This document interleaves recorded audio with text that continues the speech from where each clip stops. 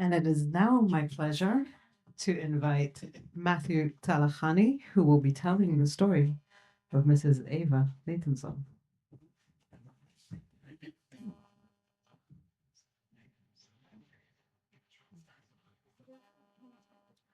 I was always into the arts and crafts, the way you can manipulate the colors of the world and create new shapes. So I was so excited to hear I'd be joining my cousins downstairs for an art project. So I waited and I waited and I waited, and I even grew anxious waiting. Finally, they came to retrieve me.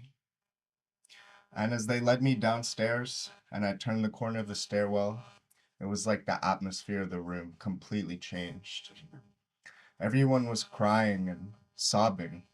I didn't understand how an art project could be so sad. When I looked at their fabrics, they were all yellow. Why were we limited in this expression? Why could we only use one color? Everyone was making a star, the same star. It felt like a cloth factory. But I sat and I joined them, and with my family, we made our stars together. I couldn't have been more than 2, as my governess was helping me slip on a new dress.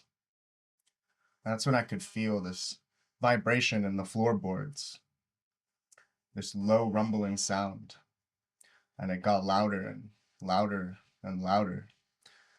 As it closed in, I could hear it from multiple sources. I had heard this noise before when I visited my mom's apartment in the city, but never out here in the countryside by my grandfather's estate. As it closed in, I could hear some commotion downstairs. Finally, I heard the rumbling noise pull into our courtyard, followed by shouting and a loud bang noise. I had never heard the sound before, nothing ever this loud.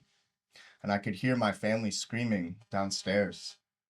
So my governess went down to investigate. When she came back up, she told me that I was to play a game of hide and seek. I was confused. The adults never played hide and seek with me before. She told me I was to act deaf, to act mute, to not talk to anyone. And so she helped me take off my dress and slip me on into some new clothes. She said I had to dress like everyone else. These clothes were more rugged, not the fine silks I had been used to before. And so we slipped out the back and ran through the backyard. I took one last glance at the courtyard, and I saw a bunch of men in gray uniforms with big sticks. What didn't scare me was the noises or the shouting or how sudden they had pulled up. What scared me is that they all looked the same exact clothes. It was unsettling. And I watched those men stuff my family into big horseless carriages. I never saw them again. It couldn't have been more than 24 hours at my governess's place before she told me, "You have to go. It's not safe for us." And that's when some strange men arrived. Their clothes was rugged. They told me that I needed to come with them, that they were going to take me to find my mother in the city. Considering what had happened, I don't know why I trusted them, but I had no other choices and I didn't know where my family was. Like my governess, the strange men told me that I have to act deaf, that I can't talk to anyone. And so we slipped on the train, pretty much undetected, and they brought me to find my mother in the city. They brought us to someone's house. It was weird. Why couldn't we just stay at my mom's apartment? The people here were even stranger. They stuffed us in the closets, under the floorboards, behind the potato sacks. The smell of mildew was overbearing. I was surrounded by insects and rats. I grew quite sickly. It didn't help that they didn't give us much food, so I found myself either laying down or crouched, constantly getting sick. All I had was this doll that my father had sent me after he had been sent off into the east to fight the Russians. That was the last form of contact I had with my dad, and so this doll was my only friend in the darkness. I don't know how it happened, but we were caught. Me and my mother found myself surrounded by the men in the gray uniforms, the same ones that had taken away my family. They separated me and my mom. I was so scared. I didn't know if I'd ever see her again. They loaded us into those big mechanical beasts, the same ones I had seen take my family away, but we were separated. I was crammed shoulder to shoulder with a bunch of people.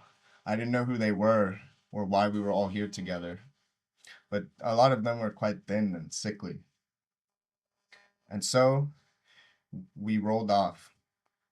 To pass the time, I found myself staring through the gaps of the metal. And that's when in the distance I noticed something curious. 4 horsemen closing in on us fast. In the horizon, I could see their distinctive black uniforms. They stuck out like a sore thumb, with a red armband. When they finally reached us, one of them leaped off his horse and into the truck. I could feel the weight of the truck shifting as everyone gasped. The strange man grabbed each and every person's face and stared at them intensely until he finally reached me. It didn't take him long to look at me before he looked back at his partner on the other horse. He grabbed me and threw me onto the other horse. By now, I was already so sick and scared that I remember throwing up everywhere. But I rode off with the strange men, and I didn't exactly know whatever became of those people still in the horseless carriage. The men brought me to meet my mom again. I don't know how they tracked her down. And once again, they brought us to another house, and there I resumed my life in the darkness. Not allowed to talk to anyone, not allowed to use the bathroom, not allowed to move. I could only leave at nighttime when we moved to other houses. And once again, it was always dark in the middle of night. Then they caught us again. I don't know how it happened. My mom was always suspicious of the people we lived with. But this time, they loaded me and my mom into the same mechanical beast. The road was a lot bumpier than last time. By the time the carriage came to a stop, it was late in the evening. And when we came out, I could barely make out the banks of the mighty Danube River in the darkness. It was early in the year. I couldn't even imagine how cold the water must have been. They had us on our knees lined in a row, and they started tying together people in groups of 4. And then I heard it again, the loud bang noise. And I saw 4 bodies tumble into the river. I knew I had to just close my eyes and clutch my doll and hope it would all be over soon. But the bang got louder and closer to me, until it was finally right next to me, the ring piercing my ears. And then I heard the man with the big stick yelling at my mom, "You dirty Jew, I know who you are," from the apartment in Budapest. I heard him and my mom talking frantically. He said something about not shooting to kill, and that she was not going to tell the Russians anything. Before I could really understand what was happening, the bang went again, and my world went dark as I plunged into the icy water. I don't know who pulled us out or how long we had been in there, but once again they brought us to another house. This time they brought us down to the cellar, a lot more room than we had been accustomed to. But when we arrived, we were joined by other people.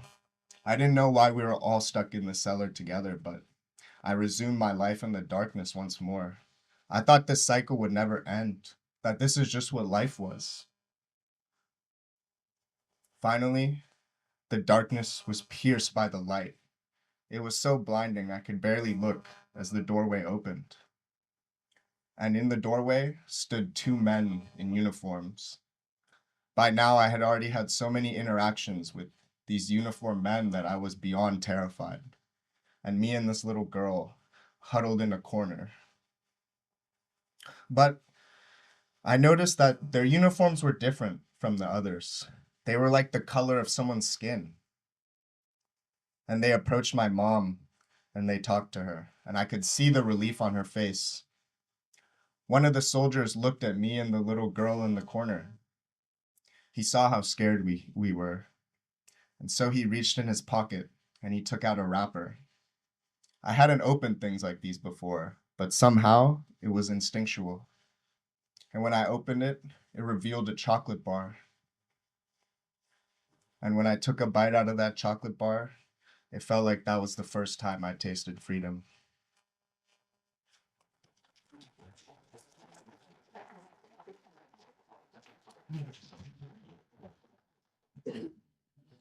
Thank you.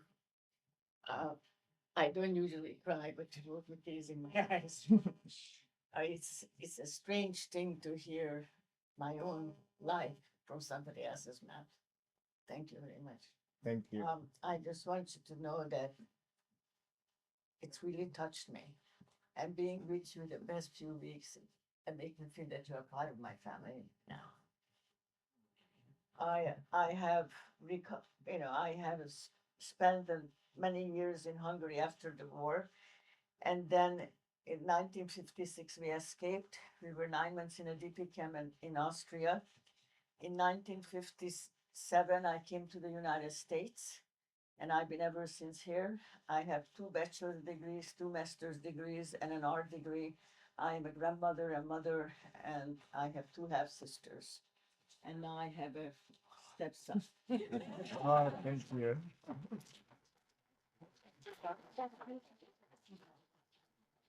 Hey. So. Oh. Oh.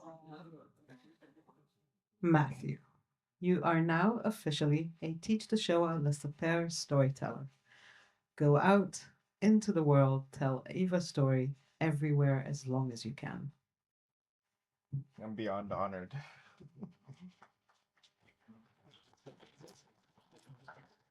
Eva, I promise to keep your memory and to tell your story. Oops. Thank you. And I will keep you in my heart. Oh. Thank you.